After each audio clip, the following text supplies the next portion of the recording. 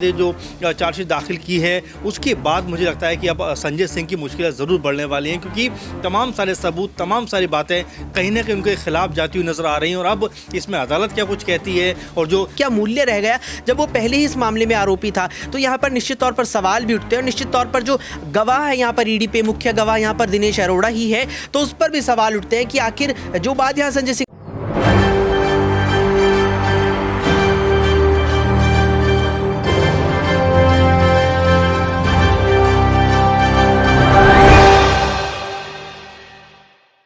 नमस्कार, आप देख रहे हैं SPN 9 न्यूज। SPN 9 न्यूज में आपका स्वागत है और मैं हूं आपके साथ नेहा परिहार। केजरीवाल सरकार की मुश्किलें कम होने के बजाय दिन पर दिन और ज्यादा बढ़ती जा रही हैं। बता दें आपको कि संजय सिंह मामले में आज एक नई अपडेट सामने आई है और इस अपडेट से संजय सिंह की मुश्किल और ज्यादा बढ़ गई है। जहां एक तरफ संजय सिंह ने ये सोचा था कि शायद उनकी मुश्किलें कम हो सकती है, लेकिन यहाँ ईडी ने एक बड़ा झटका संजय सिंह को दे दिया है। बता दें आपको कि संजय सिंह ने कोर्ट में अपनी जमानत याचिका दायर करी थी कि उनकी जो गिरफ्तारी है वो अवैध है, लेकिन यहाँ पर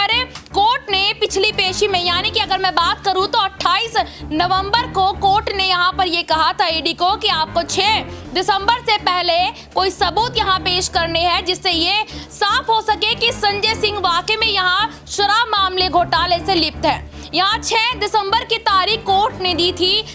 ईडी को, लेकिन ईडी ने आज यानी कि 2 दिसंबर को 60 पन्नों की यहाँ पर कह सकते हैं कि संजय सिंह के खिलाफ यहाँ पर चार्जशीट दायर यहाँ पर कर दी है कोर्ट में। अब उस 60 पन्नों में आखिरकार क्या क्या है ये अभी यहाँ पर पता नहीं चल पाया है, लेकिन क्या इस चार्जशीट से संजय सिंह की मुश्किलें अब और ज्यादा बढ़ेंगी? क्योंकि अभी तक तमाम राजनीतिक दल और साथ ही साथ में बात करूं तो आम आदमी पार्टी के नेताओं का भी ये कहना था कि अगर ईडी ने यहाँ पर अपने पास कोई ऐसा सबूत रखा हुआ है, क्योंकि ईडी ने खुद इस बात का दावा किया था कि जब 4 अक्टूबर को संजय सिंह को गिरफ्तार किया था तो उनके घर की यहाँ तलाशी ली थी और ईडी का ये मानना था कि संजय सिंह के घर से कुछ दस्तावेज मिले हैं और साथ ही साथ यहाँ पर कुछ डिजिटल सबूत मिले हैं, लेकिन ईडी ने इसके बारे में कोई ऐसा जिक्र नहीं किया था। लेकिन आज यहाँ पर जो चार्जशीट दायर की है, क्या ये चार्जशीट संजय सिंह के लिए मुश्किल खड़ी कर सकती है? इसी मुद्दे पर आज बात करेंगे हम, और बात करने के लिए तमाम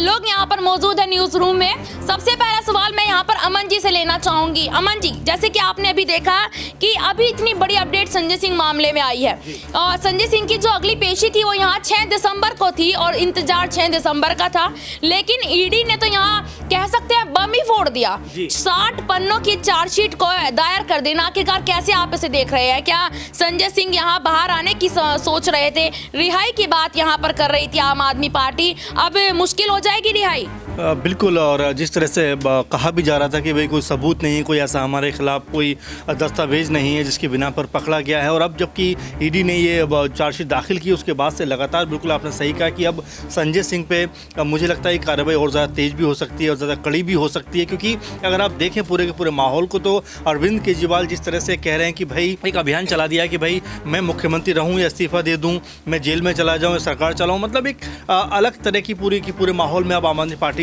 ढलती हुई नजर आ रही है। उनको भी लग रहा कहीं ना गलती तो हुई है, और संजय सिंह चूंकि लगभग 2 महीने के आसपास उनको जेल के अंदर हो गया, तो ऐसे में अब जब ईडी ने जो चार्जशीट दाखिल कर दी है, तो यहाँ से मुझे लग रहा है कि बाकी नेहा कि अब संजय सिंह की मुश्किलें बढ़ने वाली हैं। और साथ में आम आदमी पार्टी की जो एक उम्मीद थी राहत की कि भाई 6 के बाद हो सकता है कि वो उनके ऊपर जो आरोप लगे थे वो खत्म हो जाएंगे, और जिस तरह से लगातार जमानत को लेकर भी बात चल रही, तो ऐसे में कई तरह की बातें आम आदमी पार्टी की तरफ से कही जा रही थी, उनको करारा झटका लगा है। और ऐसे में अब अरविंद केजरीवाल जो सीएम हैं और आम आदमी पार्टी के संचालक हैं, वो इसको लेकर क्या करेंगे देखना ये बड़ी बात होने वाली है। एक सवाल और अमन जी आपसे यहाँ पर रहेगा, केजरीवाल सरकार यहाँ बार बार ये कह रही है कि जांच एजेंसियों ने जो बड़े आरोप यहाँ पर आम आदमी पार्टी पर लगाए हैं, तो यहाँ अरविंद केजरीवाल का कहना है कि ये सब कुछ झूठे हैं, जानबूझकर हमें फंसाया जा रहा है, क्योंकि यहाँ पर लोकसभा चुनाव में केंद्र सरकार को खुद की सरकार बनानी है। क्या आपको लगता है कि वाकई में यहाँ पर जानबूझकर आम आदमी पार्टी को फंसाया जा रहा है? देखिए बिल्कुल, और 60 पन्ने की कम से कम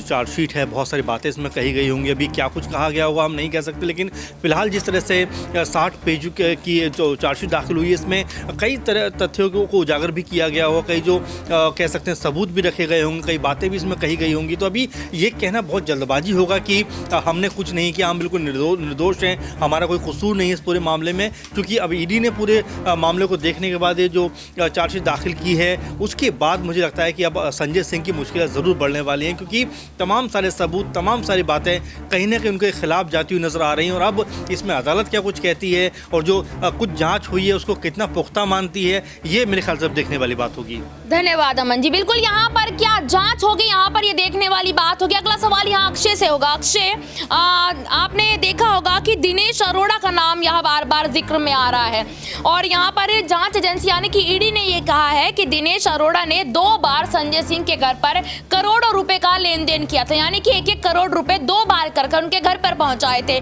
और यहाँ संजय सिंह का कहना है कि दिनेश अरोड़ा का ऐसा कुछ मेरे साथ लेन देन नहीं है और इतनी ज्यादा भी यहाँ पर बातचीत नहीं थी, जानबूझकर और बिना किसी सबूत के यहाँ दिनेश अरोड़ा को गवाह बनाया जा रहा है। कैसे आप इसको देखते हैं?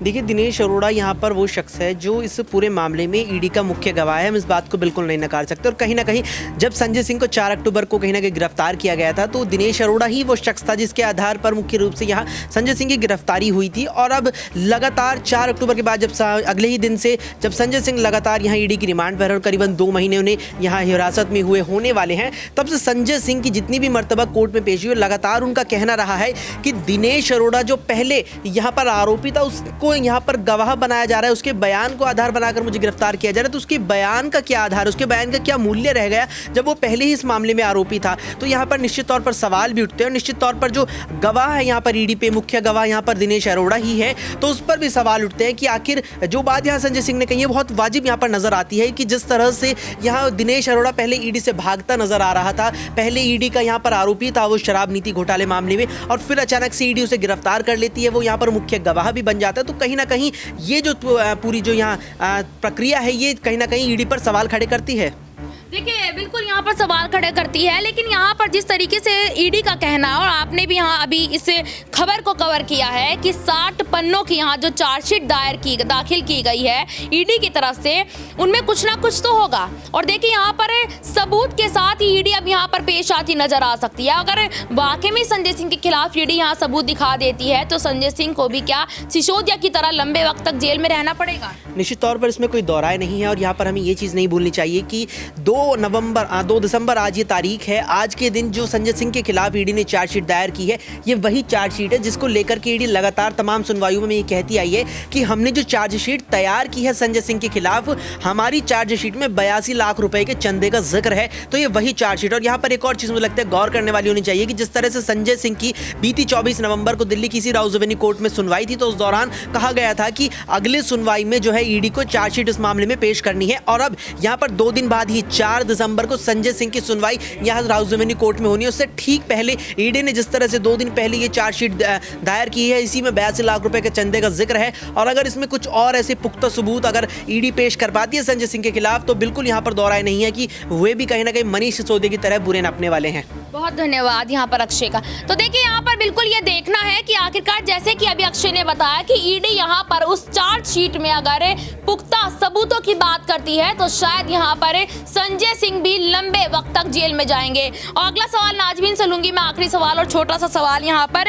अगर संजय सिंह भी लंबे वक्त तक जेल में चले जाते हैं तो केजरीवाल सरकार पर कितना फर्क पड़ेगा? क्योंकि संजय सिंह के बाद अगला नंबर केजरीवाल का, ये तो आप भी जानते हैं और आम आदमी पार्टी भी खुद यहाँ पर जानती है। तभी आम आदमी पार्टी के नेता बार बार यहाँ पर प्रेस कॉन्फ्रेंस कर इस बात को कह रहे हैं कि जेल से सरकार चलेगी। क्या वाकई में जेल से सरकार चलना इतना आसान है नाज़मीन? देखिए, जेल से सरकार चलना आसान तो नहीं है, लेकिन ये बात तो सबको जाननी ही होगी और सब जानते भी हैं कि लोकसभा का चुनाव नज़दीक और ऐसे में राजनीतिक पार्टियों पर निशाना तो साधा जाता है। और दिल्ली में देखी जाए तो आम आदमी पार्टी का दबदबा इतना है कि वहाँ पर कोई घुस भी नहीं पाता, और वहाँ पर देखा जाए तो एमसीडी पर भी कब्जा कहीं ना कहीं आम आदमी पार्टी का ही नज़र आता है। तो ये सारी चीज़ें यहाँ पर इस तरीके से देखी जाती हैं क्योंकि भारतीय जनता पार्टी को अगर दिल्ली पर राज करना है तो अरविंद केजरीवाल को पहले हटाना पड़ेगा। महाराष्ट्र की तरह तरह दिल्ली में वो खेल नजर नहीं आ रहा है कि यहाँ पर अपने विधायकों को ले जाइए और रातों रात यहाँ पर कुर्सी का खेल कर दीजिए। अगले ही सुबह आप देखेंगे कि मुख्यमंत्री कोई और बनता है, कमान भी कोई और संभालता है।